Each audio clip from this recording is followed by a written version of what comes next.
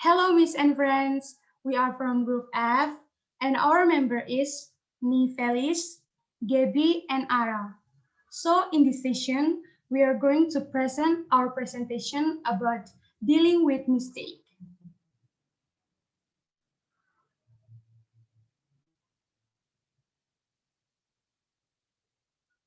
First, we talk about what should we know before dealing with mistake. One, we have to be honest. It's important to be able to admit that you are capable of making mistakes, as we all are.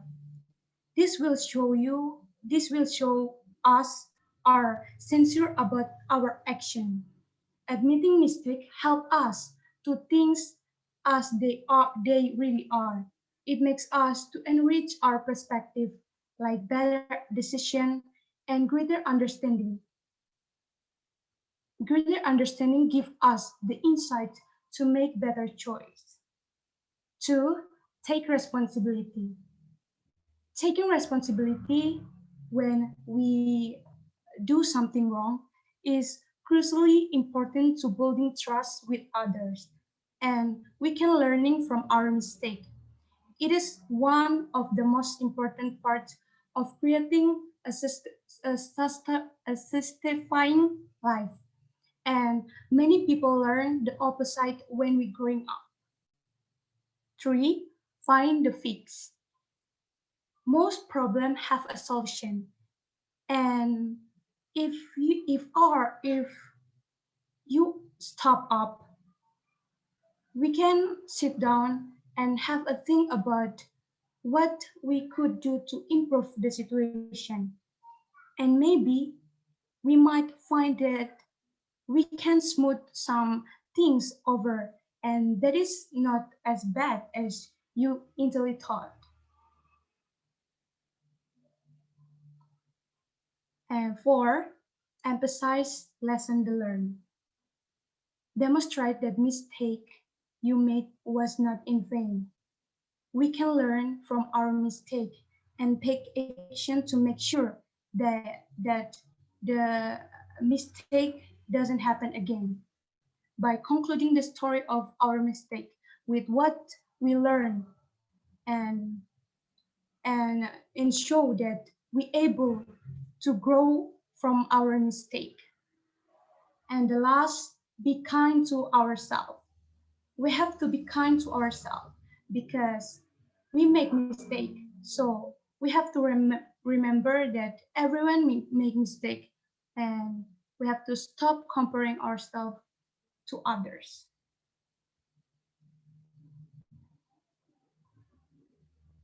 Next slide.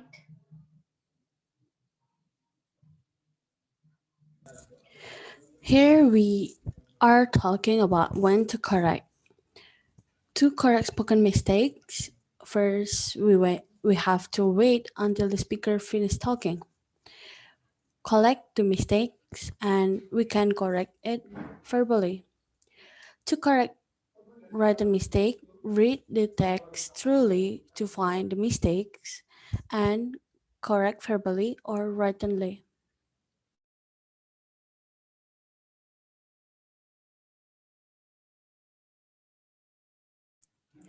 Next is ways of correcting speaking. First, teacher says the correct answer. The advantage is direct and quick, but learners do not have the chance to notice their mistake. The second one is teacher indicates the mistakes, but guides the learners to self correct. It helps the learner to think about what they are saying, but sometimes learners are unable to correct themselves. Third one is teacher uses their fingers to show where the mistake was made. It's good for visual learners, but can be confusing and only really works for word order or an incorrect or missing word. Next one is teacher writes up what the learner said on the board and indicates the mistake. It can be clear and learners can see there was a mistake and what it was. But unless the teacher asks the learner to correct the sentence and say the correct version, it is not very useful. Fifth, teacher asks other learners what the mistake was and to correct it. It helps to make all the learners think about what was said, but it can be embarrassing for the learner who made the original mistake. The last one is teacher repeats the sentence but indicates the mistake by stressing it or stopping just before the mistake happened. It helps learners realize that there was a mistake and where it occurred. But the advantage is learners may simply repeat the same mistake, but this time emphasis it as the teacher did.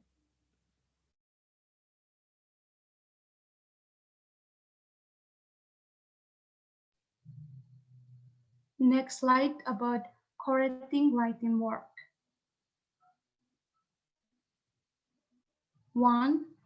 Praise them and be genuine about it. We have to never underestimate just how much of a difference the smallest bit of praise can make, because they will providly remember every bit of positive feedback we give to them. So, praise is majorly useful tool for every tutor, so it's important to use it correctly. Avoid giving too much praise. If you very deliberate praise to student, it will become meaningless and lose its effect. And also, we have to never praise a mistake or error, because praising mistake will only hinder them in the long term. We have to see ways to provide constructive criticism below. 2. Make sure your corrections are educational. We have to never be afraid to correct our student mistake, and that's why they need help. And when we correcting the errors is necessary in order to help improve their skills. 3. Give understandable feedback. It means when we give student feedback, make sure we grade our language to their level. It can make opportunity to get things out in the open so that issue can be resolved and they can find ways to improve their work. And the last, tell them what part they should change. Sometimes students just need change to do it again, and teachers holding the important role that should ensure students to notice their own errors and make attempt to correct themselves.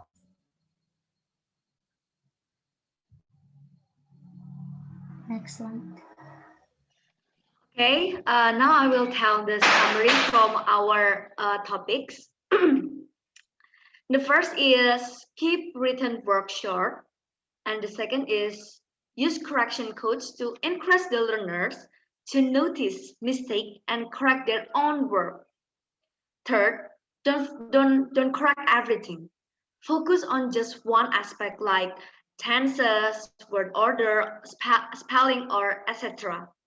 And the fourth is look at all the learners' work and try to identify common errors that we can spend class time looking at and helping the learners to avoid repeating the same mistakes.